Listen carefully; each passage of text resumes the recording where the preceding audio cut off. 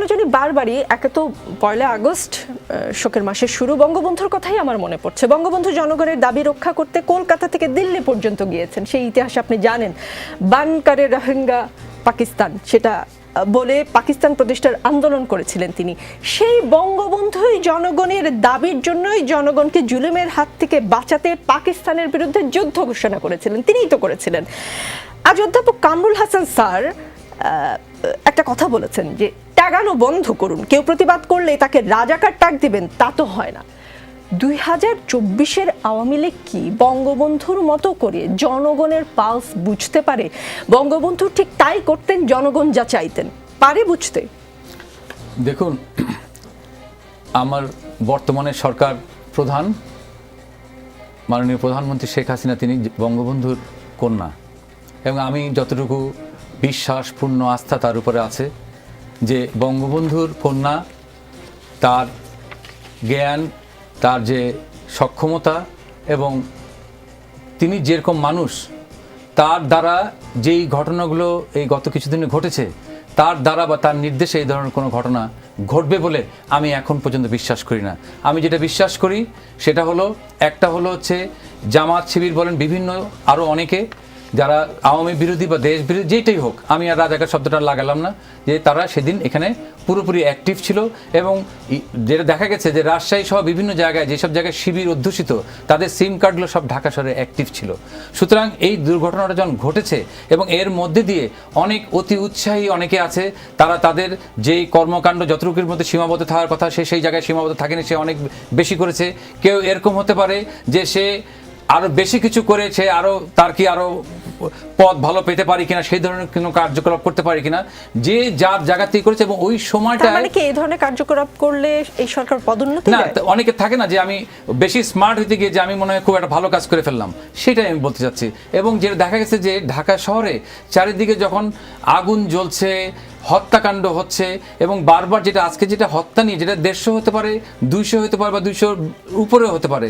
আপনারা একটা জিনিস দেখেছেন যে মাননীয় সরকারকে কিন্তু জাতিসংঘ তারা করেছে যে আমরা সহযোগিতা করতে চাই, এবং সঙ্গে সঙ্গে মাননীয় প্রধানমন্ত্রী কিন্তু জাতিসংঘকে বলেছে যে ঠিক আছে, তাদের পূর্ণ সহযোগিতা চান যাতে এই যে হত্যাকাণ্ডর সঠিক তদন্ত এবং সেটার বিচার নিশ্চিত করার জন্য। যদি মাননীয় প্রধানমন্ত্রীর মধ্যে কোনো দুর্বলতা থাকতো, তিনি জাতিসংঘকে কিন্তু বলতেন না। আর জাতিসংঘকে আহ্বান করা, জাতিসংঘ এখানে এসে এটার যদি পূর্ণ তদন্ত করে, তার মানে আমরা বুঝি যে এটার অবশ্যই প্রয়োজন আছে।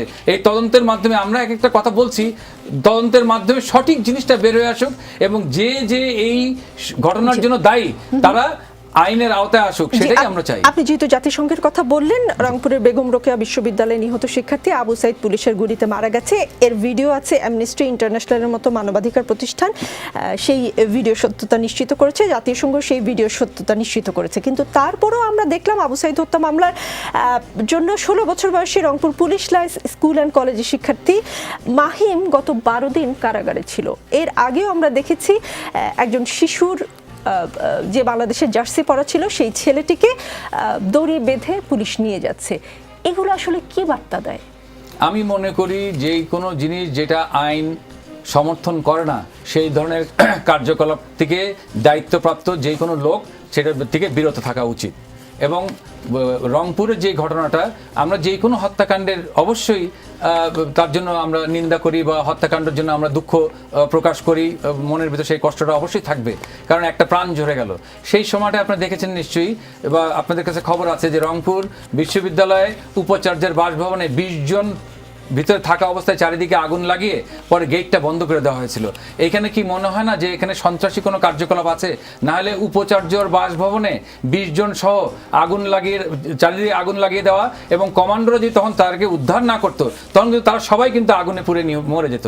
তার মানে বোঝা দরকার যে এর মধ্যে কিন্তু একটা শ্রেণী ঢুকেছে যারা হিংস্র, যাদের আমরা 71-এ যাদেরকে দেখেছি সেই তাদেরই উত্তরসূরি, তারা কিন্তু এখানে আছে, এবং তারা এই আজকের যে যা হয়েছে হত্যাকাণ্ড, তার সাথে সম্পূর্ণভাবে দায়ী। এবং এটা অনেক প্রিপ্ল্যান্ড একটা। এবং আমি এটাও মনে করি যে বিদেশের কোনো দেশের সমর্থন অবশ্যই এখানে আছে, প্রপারলি ভালো মতন ফান্ডিং হয়েছে। তার না হলে এই 15 জুলাই 5:42 যখন স্টেট ডিপার্টমেন্ট থেকে, ইউএস স্টেট ডিপার্টমেন্ট থেকে বলা হলো যে বাংলাদেশে 2 জন ছাত্র নিহত হয়েছে, তো সেই সময় কিন্তু বাংলাদেশে কোনো মৃত্যু হয়নি।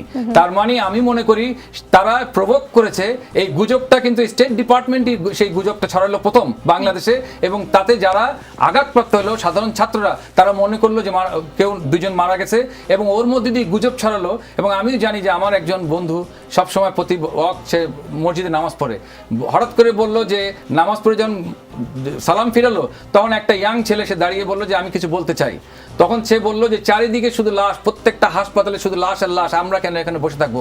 তারপরে স্লোগান হলো নারায়ে তাকবীর, আল্লাহু আকবার। তার মানে বোঝা গেল যে খুব প্রিপ্ল্যান ভাবে তারা প্রত্যেকটা জায়গায় ছিল, এবং যে যার পরিকল্পনা মতে সেইগুলো করেছে। সেই জন্যই আমার একটা কথা হলো, হত্যাকাণ্ড যেটা হয়েছে তার সঠিক তদন্ত হওয়া দরকার, তদন্তের মাধ্যমে সঠিক বিচারের আওতায় আসাটাই হলো জরুরি। আর ছাত্রদের যে দাবিগুলো আছে সেই দাবিগুলো নিয়ে অবিলম্বে যদি প্রপারলি বসা যায়, এটার সমাধান সম্ভব।